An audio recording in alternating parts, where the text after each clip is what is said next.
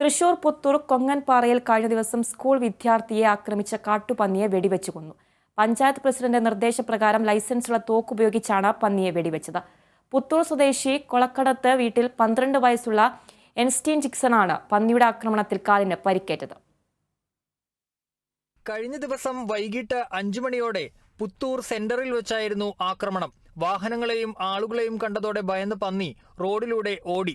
ആദ്യം പഞ്ചായത്ത് ഓഫീസ് പരിസരത്തും തുടർന്ന് നമ്പ്യാർ റോഡ് വഴി കൊങ്ങൻപാറ ഭാഗത്തേക്കും ഓടി. ഇതിനിടെയാണ് ട്യൂഷൻ കഴിഞ്ഞ് വീട്ടിലേക്ക് മടങ്ങുകയായിരുന്ന വിദ്യാർത്ഥികൾ പന്നിയുടെ മുന്നിൽപ്പെട്ടത്. ഇതോടെ പന്നി വിദ്യാർത്ഥികൾക്ക് നേരെ തിരിഞ്ഞു.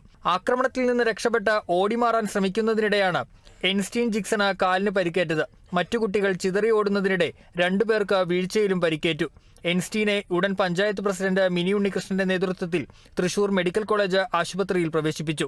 ആക്രമണത്തിന് ശേഷം ഓടിയ പന്നി കൊങ്ങൻപാറയിലെ അങ്കരവാടി കെട്ടിടത്തിന്റെ മതിലിനിടയിൽ കുടുങ്ങിയതിനെ തുടർന്നാണ് വെടിവെച്ചത്. തുടർന്ന് മാന്നാമംഗലം വനംവകുപ്പ് ഉദ്യോഗസ്ഥരുടെ നിർദ്ദേശപ്രകാരം സംസ്കരിച്ചു. Kerala vision news, Thrissur.